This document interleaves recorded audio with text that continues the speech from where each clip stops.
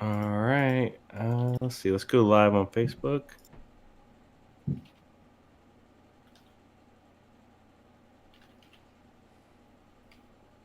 All right. Facebook is alive.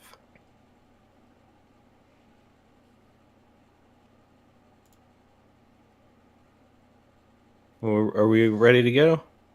Yeah, I've just got to.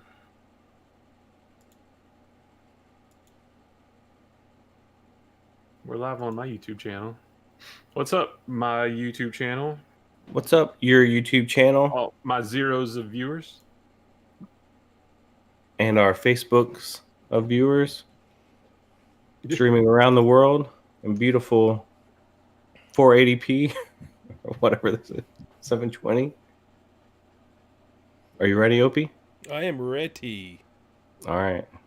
Let's do this. Hang on, I'm not ready.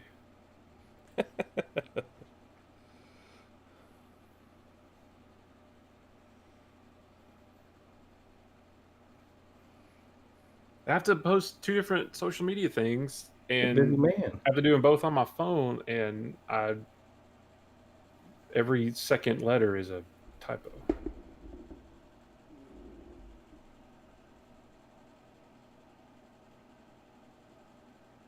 I hate that. Thanks for hanging out with us, Facebook. We're getting ready to start the show. Welcome. Just I've typed bit.ly enough on my phone now, and it still wants to correct it every time. Mm-hmm. Jeez, please.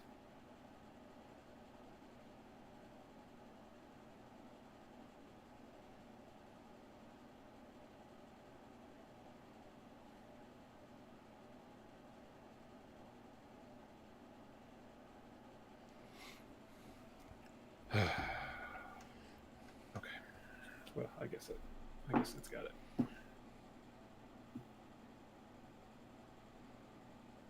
Stressful.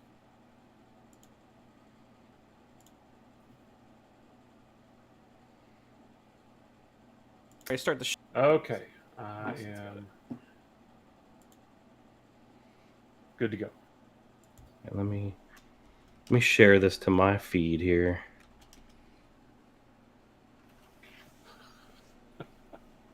Dan wants to know, Opie, why you're wearing a Walmart baseball cap. He thinks that every time, doesn't he? He thinks it's a Oh, Samsung. it does. Thinks It it's a does look like it. That's a sports den cap here in Somerset. People know what I mean.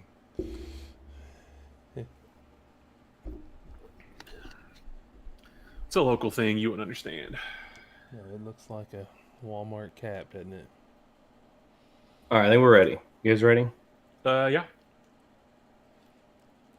Give a little pause for Craig, and then we'll start this beast.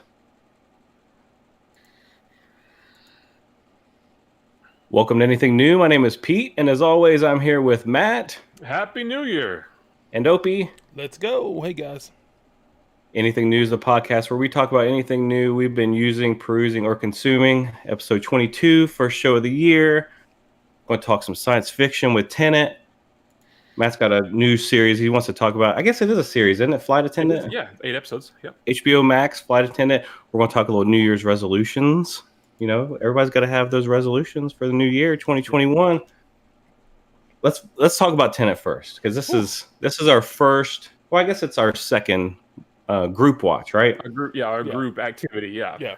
And Matt assigned us Tenet. Yes. And we all watched it this week. Science fiction, Christopher Nolan. You can't be on your phone while you watch these, or you'll look up and you won't understand what is going on. I paused. And even if you are on your phone and you watch like a hawk, you still might not know what's going on. Yep. Yeah, if you get a text and you have the time to type a text out and then you look back up on the screen, you could be in another dimension, another timeline. It's crazy. But okay, so we know what kind of movies Christopher Nolan's done, right? Inception, which I love, but it's one of those. Yeah, you're going to have people who don't like these kind of heady movies, but Matt, give us a rundown on exactly what you picked the movie. So give us a rundown on what Tenet is, and maybe just a little overview. Yeah, Christopher Nolan directed and wrote. John David Washington and Robert Pattinson. Why is his name Robert Pattinson, thank you. They are two. God, I don't even know how to explain it. It's just this heady movie about this group of people that is trying to stop what they say is, could be World War III, but not the kind of war that you might think. There's a new technology that inverts objects and people, which basically reverses them in time. And those people can use those objects to basically change time. I mean, it's a time travel movie, but not one like you've seen before. And there's timelines, and there's going backwards and forwards, and there's action and intrigue and science fiction and sorry, Yeah. my son is upstairs. There's a lot going on in this. Yeah. Like they're kind of like almost just like warriors, like just trying to protect the earth. Like how far do we want to go into spoilers and like letting people know exactly what happened? I think we could talk about this and people still wouldn't be spoiled. It's hard. You would just have to watch the movie. Yeah, I would like to talk spoilers. Yeah. Okay. So if you haven't seen it, pause this, or if you're listening to it later, skip ahead. Because I don't think it's I don't know. Well, I guess we could talk about it without specifics about the ending. But okay, well, but there's a few things I wanted to talk about like the ending. Yeah, that was a good point. It was a good ending. It was a good ending, a very good ending. Except all the details in between. This is definitely not one of those movies you want to sit down and go, well, actually, they couldn't do that, and if you did that, that would cause a paradox. Yeah, I mean, it would absolutely destroy your head if you did that. And you kind of gotta just roll with it. Yeah. But basically, there's a bad guy. Okay. And he kind of starts getting basically, the future us tries to stop current us from destroying the earth, like through global warming and stuff like that, right? So they do that by they find out through nuclear fusion and fission that they can create something with radiation where it reverses time. So the scientist that discovers this in the future puts us into like an algorithm and understands how important and how dangerous this is, and then sends it back in time as pieces. So there's like 9 Horcrux from Harry Potter. There's 9 pieces. Well, it's actually it's that series in G.I. Joe where Cobra gets the Weather Dominator and it's broken up all over multiple places, and Joe has to go find it before Cobra got this. Or you could say it's the Dragon Balls. Oh, after they make a wish and the Dragon Balls spread, except in this time the Dragon Balls go backwards in time. Like, Shenlong sends the Dragon Balls backwards in time, and then the Z Fighters have to go back in time to collect. Anyway. Yeah, so it's a little hard to grasp, especially at first when you just get thrown into it, and you don't really understand exactly what's going on. But John David Washington's character, he's kind of like newly assigned into this thing. He's kind of passed a test to get recruited into this, and is kind of on a mission to stop the bad guy from destroying the earth. He's kind of going around trying to collect all the things. Then we discover that he does have them all, and he's wanting to destroy the earth because he's going to die. He is terminally ill with cancer, and he wants the earth to stop because he's going to die anyway. So he doesn't want the earth to continue on without him, which is totally lame. But so there's all this, like, you meet these characters, and then you meet them again in the future, and they're coming back and interacting with you in present time. And then, I mean, it sounds crazy when you talk about it, Yeah. So the biggest thing to know about this, it's time travel. Because when I saw the previews, I'm like, oh, people are moving backwards, and you're seeing things happen in reverse, and I didn't really know what that was all about in the trailers.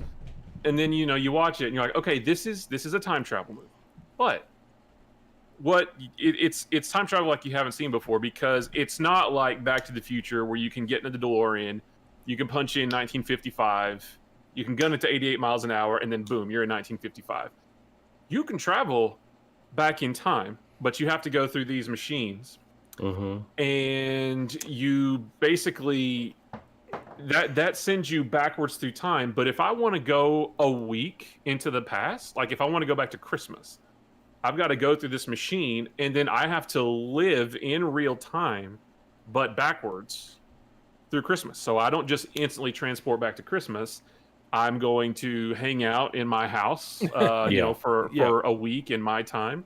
So for me, I'm going to be moving normally, but if people were to see me, I would be moving backwards. But it's real time, so it would take me a week to get back to Christmas, which was pretty heady to get your head around. Turnstiles is what they call the machines, because it's basically the bad guy has set these up all over.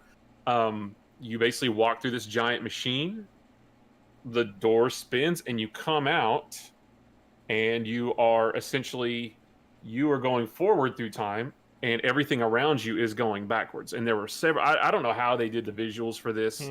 They were, and that was one of the tricky things to sort of get your head around is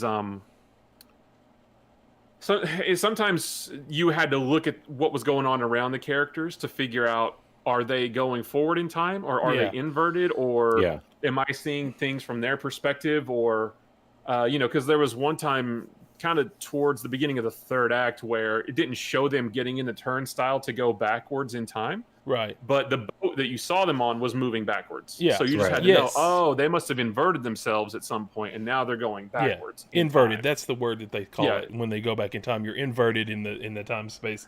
Yeah, that's the thing that really got me. I was trying to grasp, especially towards the end when there's a huge battle that takes place in the end. There's a big firefight that takes place at the end, and I was just trying to grasp my head around who were the inverted and who weren't. But it was really cool how you could tell when it would focus on the inverted characters and how the whole landscape of the battle looked different than what the ones that were there.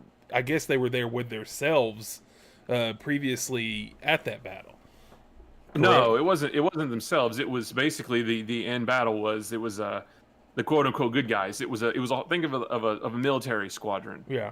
And half of them inverted themselves, and that was one of the things through the movie is they pulled, I can't remember the name of the maneuver, but there was this maneuver that they had, the good guys and the bad guys used it, where half of a team would live through an event, they would then invert themselves, go backwards in time, revert themselves when they would come back to the beginning of that, and then tell the other half, okay, here's everything that happened. Right. So be prepared to do this. Yeah. So because the bad guy, he was always a step ahead because he was like, he had guys going all the way through. Anytime the good guys kind of had something they figured out, the bad guy was like kind of one step ahead because he already knew what they were doing. Yeah. So that in Fight at the End, it was a military squadron, and they divided themselves in half, and one team lived through the battle, inverted themselves, and came back and told the group, the first group, what to do. So they had the red and the blue. Yeah. The red were going normal time, the blue were doing it inverted, and that was so cool because you see this giant battle going on, and there's a squad of people running forward, and then you see another squad running backwards, and man, it was crazy. The only one that was one of the rules. So time travel movies like this are tricky because they establish rules, and that's fine as long as you stick to the rules, right? That you establish. And I thought it was funny they used the whole. I couldn't believe they did this. They used the time cop rule of you can't make contact with yourself, or else bad things will happen. I was like, oh my gosh, I can't believe any movie since Time Cop has had the balls to actually do that, because that's ridiculous. But it makes sense, And Robert Pattinson, he existed. I watched several videos about this, and there was one point where he probably existed like 5 different times and at the same time. And I mean, I don't even know. This movie's so hard to talk about because I know we're all over the place. It's really hard to talk about. I was thinking while I was watching it, how are we going to talk about this? Because all I wanted to talk about was the really cool action sequences. It was really well done action-wise. I thought it was a a really cool movie. There's a Matrix style car chase. I mean, it's Didn't you think the dialogue was a little hard to hear? Yeah, a little. I didn't. You didn't guys I didn't have watched any it. problems with that? I watched it with subtitles. Oh, okay. I pretty much watch everything with subtitles now, just because, my son is always in the room behind the living room. He's usually playing games, and he's usually like just like screaming and hooping and hollering. Like I heard him a few minutes ago, way upstairs, and he is so loud that I tend to miss dialogue, regardless of what I'm watching. So I just kind of by default turn on subtitles for anything, and even if he's not here, I most of the time have them on anyway. So I turn on subtitles for this, and that helped me understand a little bit what was going on. So was the whole entire plan part of the movie? Was the woman and the child, his wife and his child, was that part of the whole plan in the beginning to get close to her? I mean, he sought her out, correct? The main guy in the movie. Yeah, so that was really that was actually, this is one of those movies where when it first started. Okay, so when the movie first started, I almost thought that the digital copy I was watching maybe like started like halfway or 30 minutes in. Like it just starts. Yeah. And I was like, oh no, I missed like a half hour of the movie. I didn't know what was going on for the longest time. And then, there's the part where John David Washington gets recruited into this organization, and then he meets with Michael Caine, and they're talking about they're talking about a man and a woman, and the man, the husband is blackmailing the wife because of forged art. I thought that was the most confusing part of the movie, was who was Michael Caine and why is he talking about art? And once we find that was just a way to get to the bad guy and his wife, and that's once we got there, I was like, okay, I'm starting to understand this. But I thought that was the most confusing thing. But you're jumping set locations like every 10 minutes. They're going to like Istanbul and then like over here and over there. Like you're just like, what is going on? Where did speaking of Istanbul, the Indian lady, the arms dealer, what was her? What side was she on? I had a hard time figuring out what her role was. She was married to like an arms dealer. Yeah, but it was her. She was the one pulling the strings. Stuff, and she wanted. I think I had a feeling that she wanted, because she was going to kill. Spoiler: she was going to kill Kat at the end, and he stopped her from doing that, and I think she still wanted the algorithm for herself, or to control that. I mean, I don't think she actually wanted to end the world, but I think it was part of it that she was, knew the power of it and probably wanted to take the place of the Russian. It was cool that he gave her that phone and said, if you ever need me to call. And then that's what she did. She called that phone while standing there, and then instantly he was in the back of that car and killed her who was getting ready to kill Kat, I thought that was cool. Did you know the entire movie, I thought that the actress playing Kat was Sophie Turner from Game of Thrones?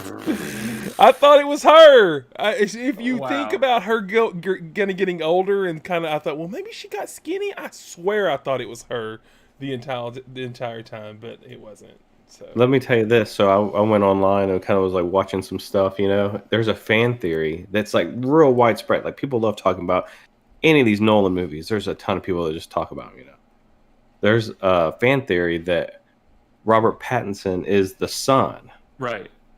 And that John David Washington creates the division of Tenet in the future, and recruits him to kind of come back and meet him in the past, Did Crazy. They use because he tells him that, so we've known each other, and he said, yeah, we've been together a long time. So it's like almost like they've, you know what I mean? Yeah. It's crazy. Well, it was established in the movie that John David Washington, who I didn't even realize this until afterwards, he doesn't have a name in the movie. He's just known as the protagonist. Yeah. So the protagonist, it is established that he was actually the one that brought Neil, Robert Pattinson's character, into the organization in the first place. That happened in the future, and then Neil travels back in time, and the protagonist meets him. And so when we see him first meet Neil, Robert Pattinson's character, it looks like they've just met, but we find out at the end that no, Neil has known the protagonist for a lot longer. He knows him from the future, and he came back in time. So that whole thing was established. But yeah, I watched some videos too where that's a pretty solid theory that Neil is the son of Kat, who was the bad guy's wife. Yeah. A couple of videos talked about it like that was just a known fact. A couple other videos were talking about how it's a theory. I think it's more of a open-ended theory, kind of like the end of Inception, where you don't know if the top is going to fall over or not. Yeah. I think Chris Nolan blatantly left that open to interpretation. Although there's a lot of things in the movie that support it, like Robert Pattinson knew what the protagonist, what he liked to drink and that kind of stuff. So I think it's probably a pretty good. Plus, the son's name was Maximilian, and then Neil is the reverse of the last 4 letters of Maximilian, and Chris Nolan does that kind of stuff too, and he just leaves us to our own devices. So I prefer to think that yes, that is him, but wasn't officially established in the movie. So arguments can be made for and against that. So what did you guys think about it? That you? So you liked it? Oh yes, I really liked it. Yes. I had seen some things when it first came out. I'd seen some buzz on Twitter saying that it's overhyped and it's kind of a dud and it wasn't exactly as big as everybody thought it was going to be, or it's too confusing. Sure. But I really liked it, and I actually didn't think it's confusing. But when it was all said and done, yes, overall, there was moments where I thought it was confusing. Like I still didn't understand Michael Caine's small role in it, and it was sort of hard to understand when they explained how the algorithm, when put together, and it was linked to a dead man's switch on Sator's wrist. So when he dies, the algorithm gets activated, and then they explained how that was going to destroy the world. I didn't quite understand the specifics of how that all worked, but when I went into this movie, I thought to myself, you know what? I'm going to try not to get too bogged down in the weeds. Sure. I'm just going to try to make sure I understand the general idea of what's going on. Good guys defeating bad guys, going back in time. So if you try not to get too bogged down in the details, right, and you just understand what the general objectives are, I actually thought I understood it pretty well. Yeah. When it was all over, I was like, okay, I kind of get it. It's still hard to get your brain around when you see people running backwards and that kind of thing, but cars flipping over the wrong way. But I really liked it, and I feel like I have a pretty good handle on it. Did you think? So there was a scene when the protagonist and Nia were breaking into the storage building. I can't remember what they called, but in the airport, where all the artwork was stored. The vault. Yeah, and they fight with the supposedly 2 guys in the mask. During that sequence, Robert Pattinson rips the guy's mask off and it just stops. We don't see who it is at the time.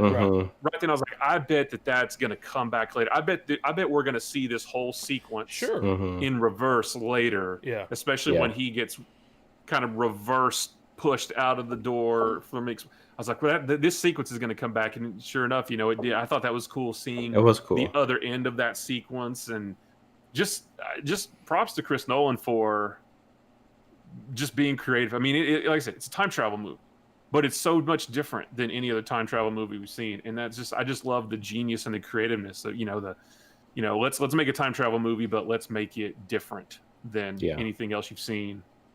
I thought it was awesome. I mean, if you guys are listening to this and you haven't seen it, or if you have seen it and you wanted a in-depth review, this is not the place to come, because I just think it's really hard to talk about this. But I just thought it was so good.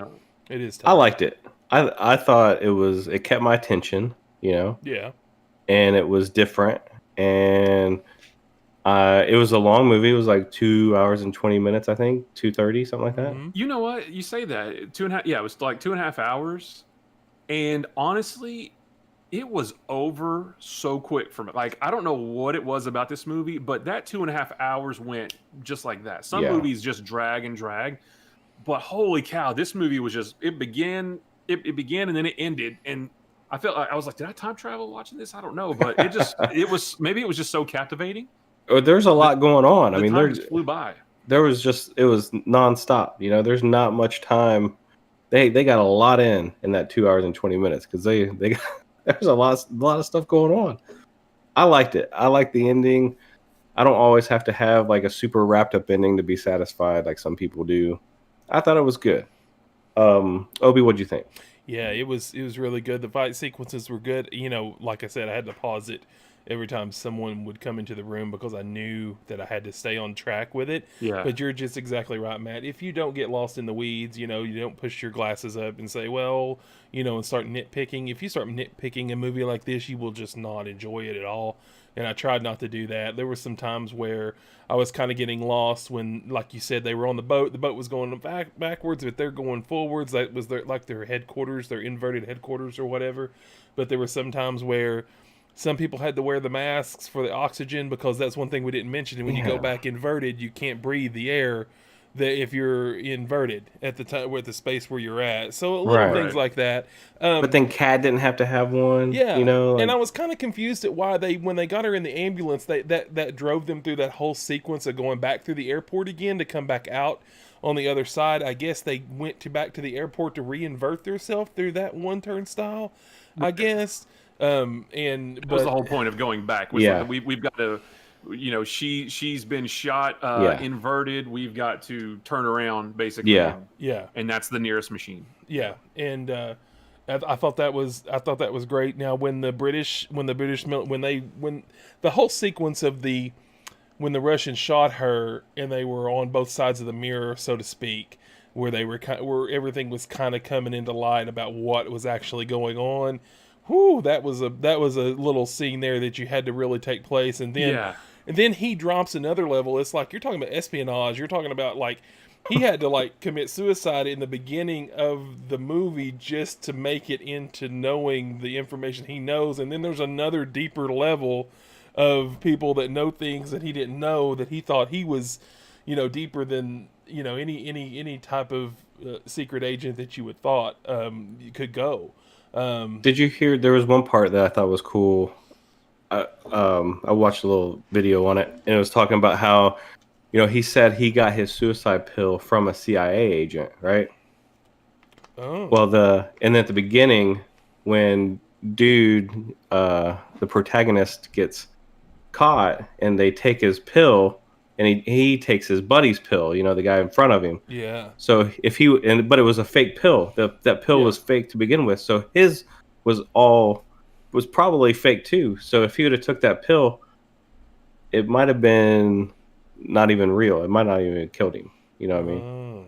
Yeah, that's kind of stuff that makes my head spin. You know, they talked about I love that they talked about what they called the grandfather paradox. Where if you go back in time and kill your grandfather, then how are you alive to then go back and kill your grandfather? And I love that they didn't even bother trying to explain it. They just called it a paradox, you know. Right. But it was good. You know, you can't answer that. I like the very first conversation he has with Kat, and Kat talks about the memory, like why she's getting blackmailed by her husband, and they were talking about the yacht and the whole sequence. She explains the whole sequence that wraps the movie up. About all she saw as her boat approached was someone diving off, or he was diving off. And she never saw him again. And that was, you know, if you watch all the movie, that was her diving off at the end. But man, he knocked his head off. She pushed him off of there, and he caught. Oh my god! That first deck. As he you know, was there's falling. like Rainbow Six games we play, like when they do the ragdoll. You know, you shoot them and they fall over the thing, and then their body goes limp and their neck breaks back. That was graphic, man. But real quick, so in the big battle sequence, that huge time capsule down deep into the ground, was that he was going to seal that algorithm up for the future to be unearthed, right? Was that what was happening there? You know what I'm talking? Yeah, The henchman. The henchman. They were in Siberia. The henchman at a nuclear facility. Right. Yeah, they were going to seal that up. Okay. And when let me ask you this: when he was telling the story about when the nuclear warhead went off in his town, and they were having people dig up the plutonium, and he found that capsule. Yeah. Did he start his arms as an arms dealer at that time, or did he find part of the algorithm during that time? That was part of the algorithm. I think part of the algorithm. Went back and planted that for young him to find. Okay. And then from then he was able to communicate with the people from the future and send them himself money back. It's like it was old crazy. Biff giving the almanac to young Biff. That's exactly right. Yeah. Yeah. Okay. It was nuts. Yeah, but he became an arms dealer for Russia, I guess. Bad guys. That was the kind of the front. But of course, knowing it's like Biff, gambling on sports, he knew every step of what was going to happen away, so it wouldn't have been real hard to build your fortune that way when you know what's going to happen. Okay. Yeah. Okay. Cool. Yeah. I'm gonna give it a little rating here. This is the Pete 1 to 10 scale with a decimal. And I like to think that you can't give anything a 10, right? Because then nothing could ever be better than that, right? And a 5 would be a very average, bland movie. So I'm going to give it a 6.9. I think that's a pretty good score. That sounds way low. Sounds low. It sounds low, but 6.9 is a good score. That's a D that would be a 69%. But this is on my rating system, so a 6.9 is pretty good. So John David Washington's really not been in a lot else, has he? He was in Ballers. He was in Black Klansman. Oh yeah, Black Klansman. He had the big afro. So good. Because he's blown up. I don't want to say he was. It's been a while. Correct me if I'm wrong. Will Smith's getting older. Wesley Snipes old. Denzel Washington's getting old. Like that black leading role, that's just a badass role. I was waiting for.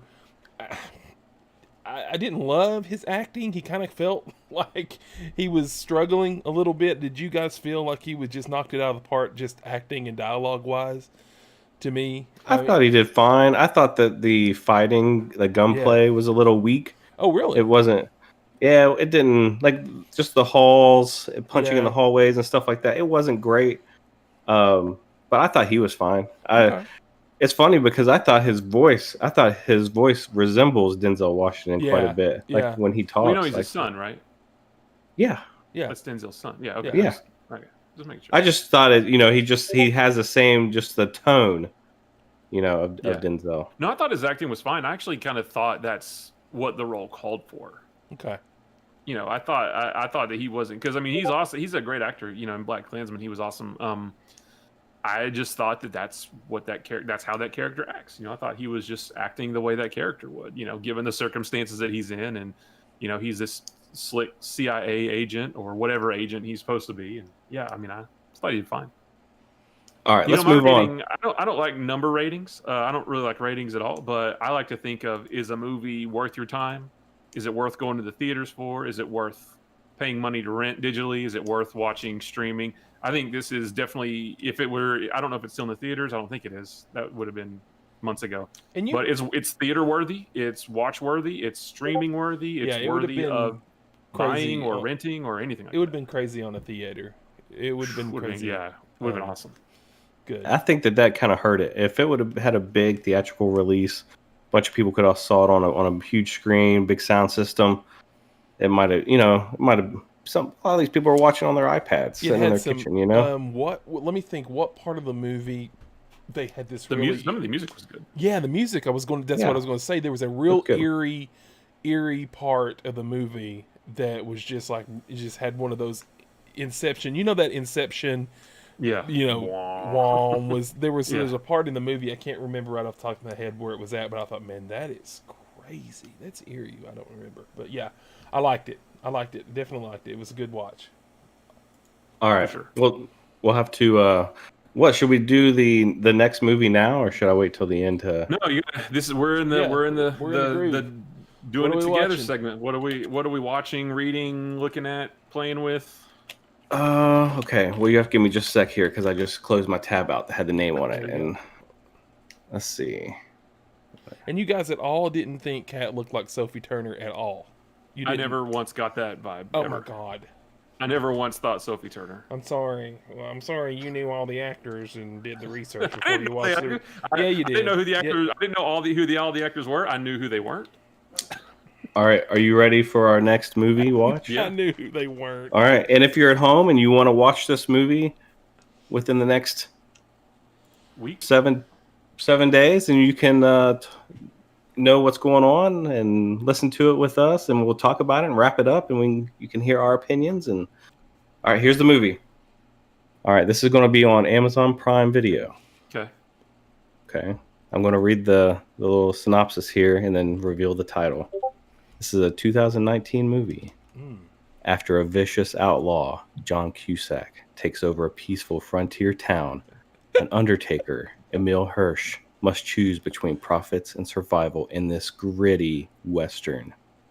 Never grow old. Never grow old. Boom.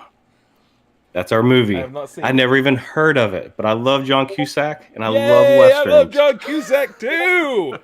So that's our movie. It's going to be good. Undertakers, Westerns, gritty, but there's going to be a lot of shooting. I do like Emil Hirsch.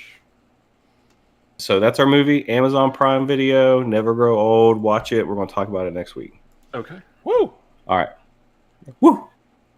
All right, let's move on. Matt, you wanted to talk about The Flight Attendant. This is a series that's on HBO Max, and you just signed up recently on HBO Max. Yeah, a couple days before Christmas. I was like, I want to watch Wonder Woman 84 and all the new stuff that's coming out over the next year. So let's go ahead and subscribe. And so I watched the Flight Attendant is an 8-episode series that is on HBO Max that I watched within just a few days, and it's pretty good. It's your basic murder. So it's a murder mystery, right? So first and foremost, it's a murder mystery. So you think like the great modern murder mysteries like Knives Out, not quite that good. So think about The Hangover, the first one, the good one, where they have a wild night out, get crazy wasted. They wake up the next morning. One of the guys is gone. There's a tiger in the hotel room. All kinds of stuff. You remember how the plot of that, right? Yep. Oh yeah. Yep. So think about that. But instead of one of the guys being trapped on the roof and Mike Tyson's tiger being there, instead of all that, think about you wake up next to a dead guy. Whoa. Oh geez. And you don't know how got there. So it stars my future wife Kaylee Cuoco from the Big Bang Theory. Okay. She is a flight attendant. She meets a guy. I can't remember his name, but he played Dario in Game of Thrones. Dark hair and the beard. He is the guy that she meets in the first episode.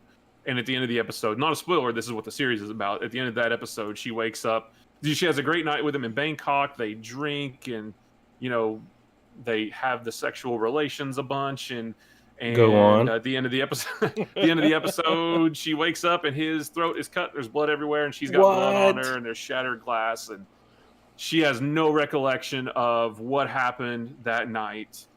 She's in Bangkok. You don't want to go to a prison in Bangkok. She's really scared of that, so she sort of cleans up the crime scene and runs. Oh, jeez.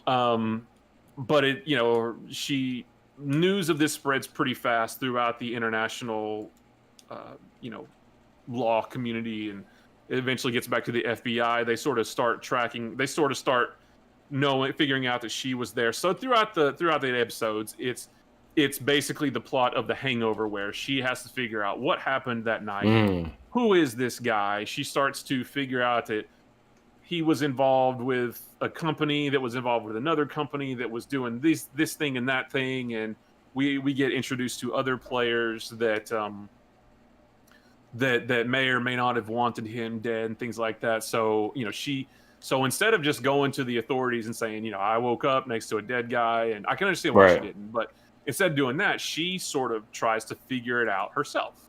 Who was this guy? What happened that night? And throughout the series, she flashes her, she starts getting flashes of what happened and that kind of thing. So, it's pretty good. her character is, it's not like a super serious like drama though. Like it's kind of, but it's not a comedy. But she's got some funny bits in it, and her it sort of has one of the actresses in it is from Girls on HBO. Yeah. Yeah, and I like Girls. It kind of had, maybe it was just because of her, but it sort of gave me that Girls vibe. The show, where it's sort of it's sort of funny, but not like outrageously funny. But there's like funny one-liners and things like that. Yeah. So it kind of feels like that. Cassie is the character that Kaylee Cuoco plays, and she's a nice person, but she has a alcohol problem. But they don't really dive hard into that. They play it up more for laughs, I guess. But she does have a problem, and her character isn't really likable sometimes because she's so just scatterbrained and all over the place. And I don't have a problem, and she every 5 seconds she's shooting back vodka to deal with her issues, and that she has a brother who tries to get her to stop drinking, go to AA and stuff like that, and we learn a little bit more about her past growing up and how that affects her now and how that sort of drives her to figure all this stuff out. So it is a good show. I think it's worth watching if you like a good murder mystery and you want to sort of, it's like putting a puzzle together. If you want to put a couple more pieces in the puzzle every episode until you get to the end and you see the final picture, I think it's worth watching, but it wasn't perfect just because her character is unlikable sometimes. Like, it's like, okay, enough. We get it. You don't want to go to the authorities and you don't have a drinking problem, even though you're always, shooting back vodka and you spend she's drunk through half the series and she's making a lot of bad decisions. And, so it did sort of wear on me in the middle, maybe like episodes like 4, 5, and 6. But once you get to the last couple, 7 and 8, everything sort of starts to fall together, and it starts to get really good again. So the first couple are really good. The last couple are really good. In the middle, she kind of gets on my nerves just because she just makes bad decision after bad decision. But I think it's worth watching. It's a good murder mystery, and I think it's worth watching if you are looking for a show to watch. Every episode's like 45 minutes or so. So 8 episodes, you can knock it out in a couple of days, and. Or you could watch it over the course of a week, after work or something. I think it's worth it. My wife Diana watched it, and I think she watched it all in just like 2 days. Yeah. So she liked it. She thought it was pretty good, and she kind of has those little series where she'll kind of throw it to me like, "Hey, you want to watch this?" I'm like, "What's it about?" She gives me like a little quick thing. Usually, her show watching time is right around my video game playing time. So a lot of, I'll give her series that she'll watch solo. Yeah. And then we usually have like the one that we have now that we're watching together is Yellowstone with Kevin Costner. But then she'll have hers, her series that she watches solo. And then if I want to watch it, I'll go back and watch it. But usually it's like The Crown, stuff like that, but which, I know Opie kind of watched that, but I watched 1 episode, 2 episodes, and I didn't think it was bad. Historically speaking, it was a good. Yeah, it was I love any period piece show like that. Yeah, and then speaking of The Crown, and like, of course, my father-in-law is what kind of watches these a couple with us. That there's apparently another British royalty series on Netflix now, isn't there? I mean, he's like, and my father-in-law said, "What's our obsession with British royalty?" It's like the Americans, we really love that. That British royalty stories, but I'm not really sure. They're like our Kardashians. Yeah, it's like a modern day fairy tale. Yep. So I thought that was funny. I thought about you guys when I saw that. I was like, man, I guess I'm going to watch this one and catch. Yeah, she watched one called, I think it was on Amazon, called Poldark. Have you seen that one? I think it's on Amazon. Kind of same thing. She's always into all that Pride and Prejudice stuff. Like that's like her jam, Pride and Prejudice and zombies. Not so much. But historically accurate, right? Yeah. But I do want to say one thing before. I feel like I need to, because I watched The Lighthouse with Robert Pattinson. Yeah, I haven't seen that. And I wasn't. It was just, that's a super weird movie. Super weird. I've not seen anybody talk about it that, as I said, that it's weird. But I'll tell you what. like now I'm more excited for Batman because I thought Pattinson did a great job in this movie. And Tenet. Dude, I just want to say that. I know we talked about 10 minutes ago, but he did a great job, and he's going to be an awesome Batman. Yeah. So everybody needs to get off his back. Well, yeah, everybody was giving him crap for being the next Batman, and he certainly wouldn't have been my first pick, sure, but I thought, he's a good actor. I'll give him the benefit of the doubt. That trailer came out. Yeah. Like August, September of last year. Yeah. I flipped out. That thing was so good. And then after seeing Tenet, I was like, I think he can pull it off. That'd be great. I'd hate to see actors get typecast. I mean, Twilight was good, I guess, for what he wanted to break into the scene with, but it's good. I never saw a Twilight movie. Not one. They're all terrible. I never saw 1 minute of one movie other than what was just on a preview or something. And we watched all of True Blood back and everything when it came out. We were really into True Blood at the time, and I know it doesn't. It's one, not related, but still. Okay, I just wanted to say that because I was thinking about it and then it kind of passed. But Robert Pattinson, good job. You're a grown man now. You're not, doing those little vampire things. Yeah, everybody's giving him crap for he's a sparkly vampire. That was like 10 years ago. Yeah. 10 years. Come on. Yeah. All right, let's move on. We got some New Year's resolutions to talk about. Yeah. Who wants to go first? You go first. You're the one that said you had it. I'm thinking about. I don't have any really resolutions. I just want to throw that out there to you guys just to see what you kind of ideas and even ideas for the show. I mean, I would like to do more things here on the podcast as well. I mean, just get more involved. I really like that since the first 22 episodes, we've really kind of push the game a little bit. I think the movie thing has been great. It's given us something to talk about. I think we've got a pretty decent little audience going here, and just the outlook for 2021 is just to be healthy and be safe and be happy, if not being a Karen or anything, but just like live, laugh, and love this year in 2021. What about you? Yeah. Pete? Yeah. I mean, absolutely. I mean, I know I need to probably just focus a little bit more on me. Yeah. I've joined a gym a while back, but I haven't been going regularly. I need to because I've put on the quarantine that they call it. Probably more like the quarantine 20. The quarantine 15. So I need to do that. Obviously, I mean, everybody always wants to drop a few pounds around New Year's, and the gyms are always packed January 1st, and they always get, slowed down about February 15th. I don't know, just personally, I'm just, my wife's been vaccinated now. It feels like we're turning the corner, even though the numbers don't show it yet. But I feel like, there's a little hope, and for 2021. And so that's something to be excited about. 2020 sucked, and but now at least we feel like we're going to see an end to this. This time next year, by the time we're on this show and we're talking about New Year's resolutions for 2022, hopefully COVID's not even like something that's even brought up. I hope so. What about you, Matt? Yeah, I have. It's not a resolution, but it's something I want to try. And it's something that I haven't even really talked to you guys about. A little personal. Uh-oh. We talk about everything, but I don't really. Let me turn my chair around backwards and flip my hat around, and I don't really.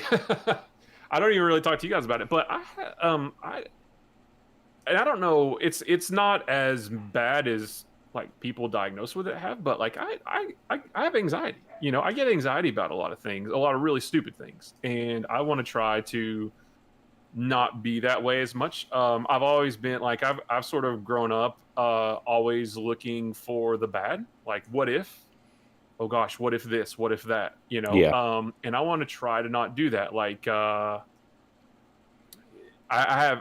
get anxiety, like just for example, like if I have a leaky pipe, I get anxiety about it, or or I don't know, like my refrigerator's kind of messed up right now and it's like freezing things, right? And when that first started happening, I got anxiety about it. Like, oh gosh, what happens if we lose all of our food? Even though it would be easy just to, I'm fortunate enough I could just go out right now and buy a new refrigerator if I needed to, which I do need to because my fridge is messed up. But when it first started happening, I was like, oh gosh, what's going to happen if this, and then if this happens, then that's going to happen, and if that happens, like I get in my own head. about things are going to snowball. Like things are going to get worse and worse and worse. Driving home from seeing my parents on Friday, like me and my son were a couple minutes away from home, and I started to smell something burning, and I was like, I don't know what that smell is, and like I think my like I don't know what it is. I don't know cars, but like I noticed that I got an oil change in my truck on Thursday.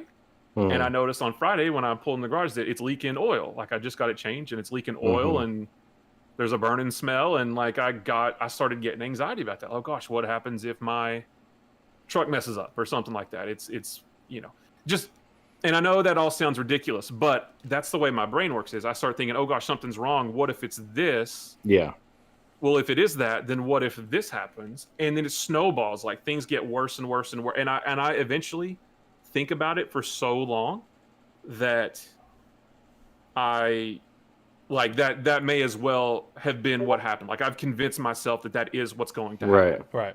And I just need to try to not. I really want to try to not be that way. Because I preach to my son all the time. He says, "What if this? What if that?"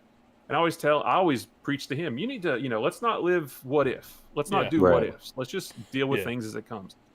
And so, my truck, if it's messed up, I'll take it somewhere and get it fixed. I'm lucky enough to be able to afford getting it fixed if it, I don't know what it is, but right.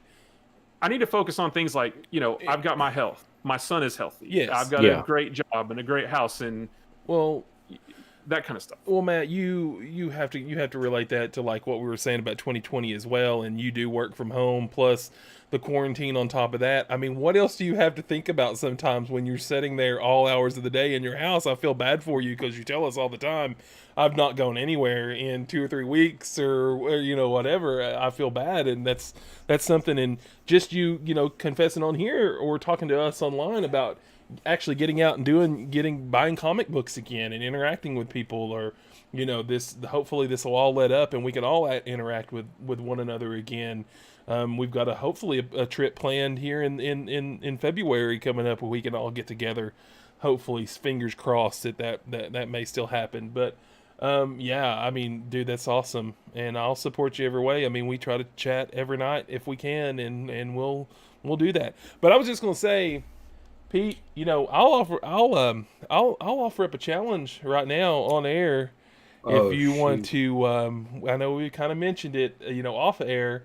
If you want to try to get fit and try to do some stuff, we'll bring an update. We'll bring an update to the podcast, kind of our little thing, our little challenge, and see if we can progress. And we'll encourage each other live on the podcast. Give us a little motivation, something to look forward to. Let's not set anything in stone.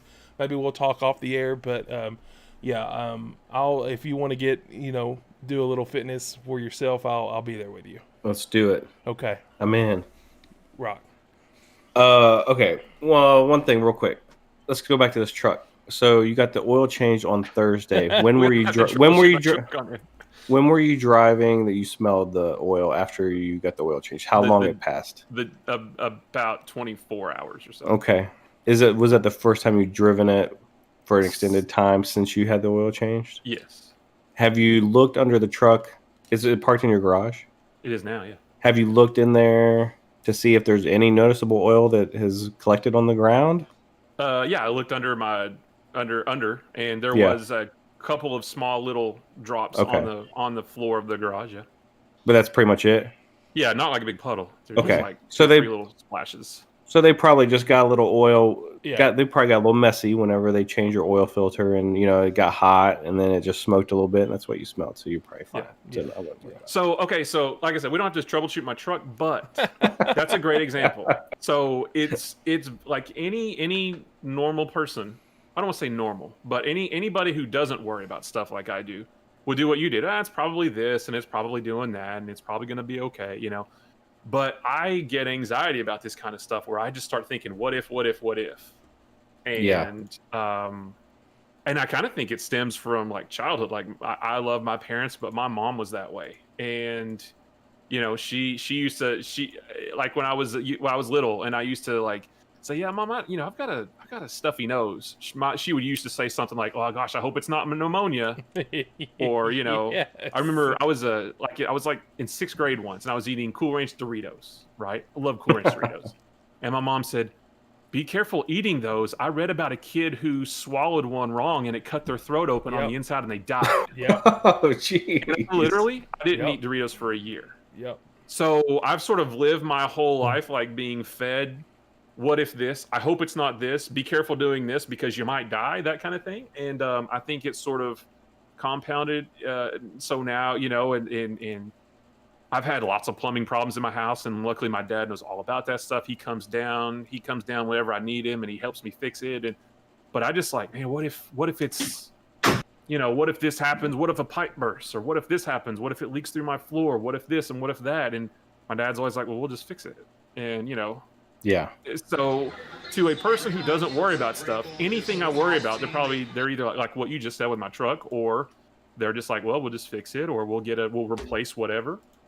But the way I handle things, and I don't really, like I said, I don't even really tell you guys. Running on them. It's down because to 12. I keep it to myself Third because down I know and 2. how Out ridiculous they come. it sounds. Higgins But comes I near just see, side and like left you with said, I'm Landry. at home alone Hodge out all wide the to the time. right. Hunt in the And I just backfield. sit here in my Mayfield car. takes the And snap. sometimes I He's just going to sit run there it to the and right. like I lay in Mayfield bed turns the thinking, corner and got the first down on the what if right that side. happens? And I He just slides I inside freak the myself 40-yard out. line.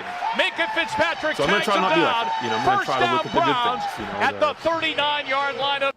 I'm very fortunate to have. I've already worked from home before the quarantine even started, so it didn't really affect me. My job was never really in jeopardy. I have a great job, and because I'm at home, my son was able to do remote schooling with zero problems, and like I was so much more fortunate in 2020 than so many people. Sure. And I need to try to focus on that kind of stuff. Good for you.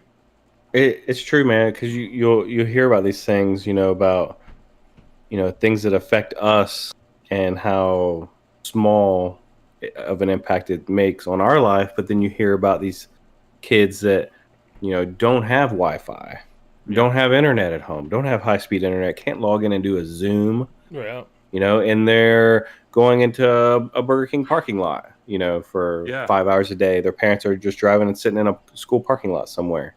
So it happens, and it's major bummers. But yeah, I thought about kids like my son's math teacher. I mean, she's awful. She's the worst teacher I've ever seen, and I've had to really sit there with my son, and I've been his math teacher, and I just think about, golly, what about all the kids whose parents either aren't there during the day, like if they're at work and their parents aren't there to help them, or they just don't care, whatever. So I mean, it just breaks my heart to think that there's anybody like that. I wish everybody were as fortunate as I am to have the job and the work from home situation and all that stuff, so it just breaks my heart to think that there aren't people like that, but there's plenty of people who are way less fortunate. So I need to try to focus on the good things. And, well, sure, if my truck is messed up, fine, I'll get it fixed. At least I'm healthy. My son's healthy, job secure, house is good, education's good, all that stuff. There's so many more positive things to focus on than there are negative things. And I need to try to focus more on the positive.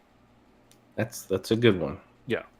All right, let's move on. We got some pickups to talk about. I'm going to go first. All right. Just because I usually don't have pickups, but stopped by GameStop the other day. We went to Walmart. There's a GameStop next door to it. And, there's still not a lot of PS4 games that are dirt cheap yet. I think we're going to have to wait probably a year or two for really there to be, once PS4 kind of gets phased out a little bit and everything's coming out on PS5 and they're PS5s for everybody, then maybe the PS4 games will come down to maybe like, $5, $7, $10 a pop at GameStop, but so for right now, I'm still finding some PS3 games that are at GameStop for super cheap, like $2.99, $3.99. Good PS3 games out there. So many good ones, but I wanted to get some for Paxton, my little guy. So these are classics, man. But I've never played them.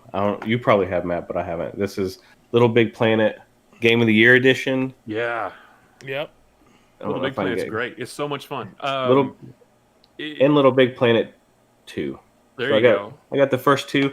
Spent like $7 for both of them. Dude, they're in great shape. Those games are kind of like Super Mario Maker, where it's almost endless gameplay. Like, the crux of it is you create your own level and then everybody else plays it. I'm not creative enough to make my own level, but you can play levels that other people have made, and there's an endless supply. Oh, wow. So that's what makes those games great, is there's always new stuff to play. Well, that's cool. I wonder if the online servers are still open for PS3. That's a good question. Because when I played originally, it was when in the PS3's heyday, and I was able to play levels that other people created by going online and stuff. And I don't know if that's still active or not. Yeah, it says play through 50 pre-made levels and learn to create your own content, then go online and share your levels with the world. So I think that, he'll probably enjoy that. Yeah, I mean, it's fun. It was super cheap. It's real fun. Yeah, those are good games.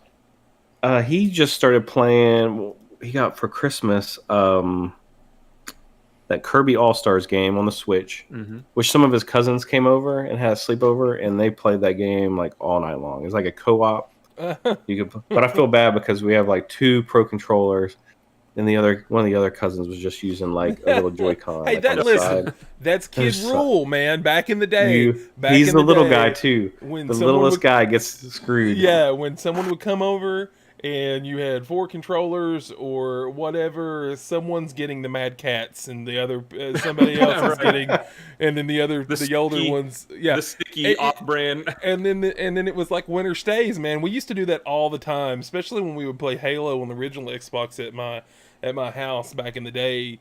I had, the original. I think I had 3 real Xbox controllers and like a Mad Catz. It was like all hard to hold or whatever. And if you stayed in, if you got eliminated, you came back in and had to play with that one until you worked your way up to the, to the good ones. So that's kid rule, man. I'm don't feel bad about that. They got to learn streets. And Street rule. And my youngest has been playing a lot of the latest Pikmin game. It's like Pikmin 3 Deluxe, I think, is what he got that for Christmas on the Switch. And I kind of, I broke my own rule about I like for him to have all digital games on the Switch just so he doesn't have to fumble around and lose. Yep. Because he lost my Legend of Zelda. Oh, no. Yeah. Breath of the Wild. Like, the one I have now is the second one. So he lost my first one. SD card? Yeah. When we moved from Kentucky to Ohio, he lost that one somewhere. If that's the only SD card game he had, was he taking it out for some reason? Why didn't he just leave it in the... I had been playing it, and then in the case, he had like his games. Right. He has like 5 or 6 games. Gotcha. Like Luigi's Mansion, blah, blah, whatever. So he took that out, I think, in like one of his friends' back seats of the car, and then probably left it there. And even though I asked them about it, they said, no, we haven't seen it. So sure. Moving forward from that, I said, all right, he's just getting digital games. I'm not losing any more SD, physical cards. But then, I started collecting more video games, and I'm like, well, you can't really just collect digital games. Right. You can't display them. So this year, the couple games that he got for Switch, I got him physical copies. If he loses them, he loses them. But that's my pickups. What games were they? What games were they for the Switch? Pikmin 3 Deluxe and the Kirby's All-Stars. Oh, that's right. Okay. I thought, yeah.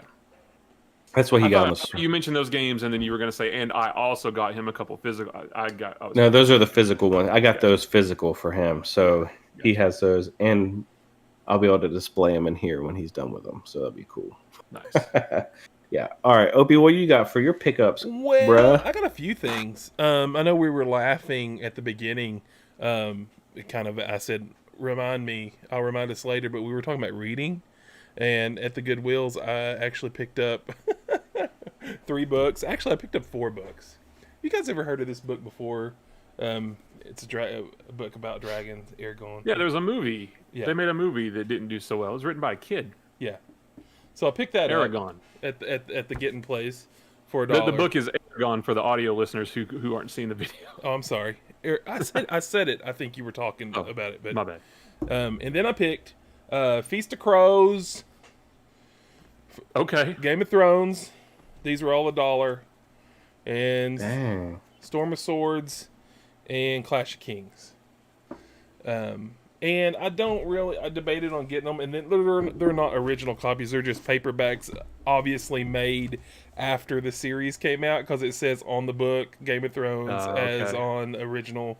I thought maybe I would read them. I've got some audiobooks of a couple of those that I've never listened to. I've just downloaded before. But other than that, I was just kind of, for $1, I thought they would, if I wanted to ever pick it up and read it, if I had something else that free time, I would do it. So I just thought they were there and hated to see them get thrown out or not get bought. So I bought them. I got some VHS as well. I got Brandon Lee and The Crow on VHS. I had the VHS of that. Watched it so much. Love that movie. This is just a 90s. I know didn't really want to gather a lot of 90s, but this was a real. I love this soundtrack. Had a real great STP song that was released back in the day. That kind of set it off. But I had this soundtrack on the CD. I think I got it over there. But spoiler alert: he dies. He dies. Yep. Literally. Too soon. Yep. And then I picked up, and that was a quarter, by the way, and this was also a quarter. Got the old Terminator. There you go. I hadn't had the Terminator, and this was a good copy of the old Terminator. It's got some good wear. It's showing its age. These were also I got Conan the Barbarian, one of my all-time favorite movies. That looks like it's in good shape. It is in good shape. I also got Conan the Destroyer as well. Do those movies hold up? I haven't seen those since I was a kid. Oh yeah, I got. I watched them on Blockbuster, and I actually kind of put in the request code and watched them again, and I love it. I love them. But yeah, I think this may have been a reissue of like a box set, because I think these may have came with maybe Red Sonja or something else. But on the tape itself, it says 1991, so it's not a huge. It's not an old tape. Yeah, it's not old at all, but I just the art. I love the artwork. I mean, it just I used to look at these video cases so much in the old video store. Here's one Dan will like. I got the original Alien, and this is a CBS Fox. This is an oldie there as well. Well, that's the sequel. That's Aliens. Aliens, right? Right. Yeah. Well, that's the better one. The good one. Yeah, the good one. All right. With and then Star Trek 3: The Search for Spock. Ooh. It's really cool as well. Awesome VHS on my VHS shelf.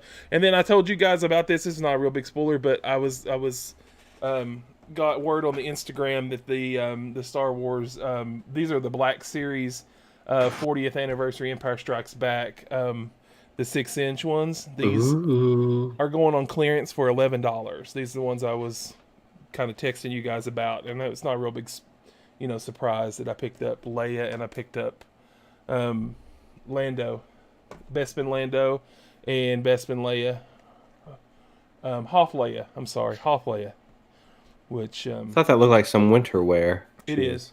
These are the ones on the back to look for, and Pete, you probably saw these at your Walmart. There's the Yoda that you saw. I'd like to have Bespin, Luke, and Han. I've seen most of these, but like for $22, or for these are usually $25, and then marked down to $11. So I'll be going this week, so if I see any, I'll send you some pictures. Just scan them with your app, your Walmart app. Always scan toys in the aisles if they've been hanging on the peg for a long time, or if you're like me and follow a bunch of Instagram accounts and they kind of shout out when stuff is going on clearance. My Walmart, I think I told you guys offline that Blaster, the Gen 1 remake reissue of Blaster, the Transformer that turns into a boombox, the Ghetto Blaster. My Walmart's marked him down. He was usually like, I think $30, $29. I think he's down to like $15 or something. They're putting a lot of toys on clearance, but a lot of toys aisles are empty. This wiped out. I mean, they put a lot of Lego on clearance too, so I think they're going to like reset after Christmas and see how it goes. Nice. Those are my pickups. Awesome, Matt. Hit us with the pickups, bruh. I got 3. 2 of them are gifts because, like I said, the boy and I went up to visit my parents and my sister on Friday, so we did our Christmas then. But so I was going to show off 2 gifts, but one I bought for myself. I went ahead and picked up Immortals: Phoenix Rising for the Xbox because I thought this game looked pretty cool. We've talked about it, in Discord, offline, and it's some of us don't think it looks that great. I always thought it looked pretty cool. It's basically it looks to me like Breath of the Wild aesthetics with Assassin's Creed map and objectives, which I think is fantastic. Zelda type puzzles, but Assassin's Creed type objectives. And I got it because it was half off on Amazon, $30 instead of 60. Okay. Yeah. So I thought if it's half off, I'm gonna go ahead and grab it because I always wanted to play it at some point. So I bought this one for myself. And you'll get to play that on the new system too, right? Yeah. So it's the, on Amazon it says Xbox One, but there is no Xbox Series X specific games. It's just Xbox One or Series X. It's the Ubisoft does all the smart delivery stuff, so it works anywhere you play, any Xbox that you played on.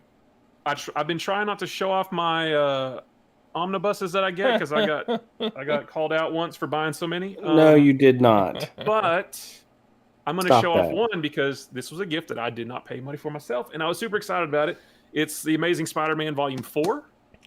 Big old thick omnibus, and this reprints Amazing Spider-Man number 105 to number 142 from the 70s.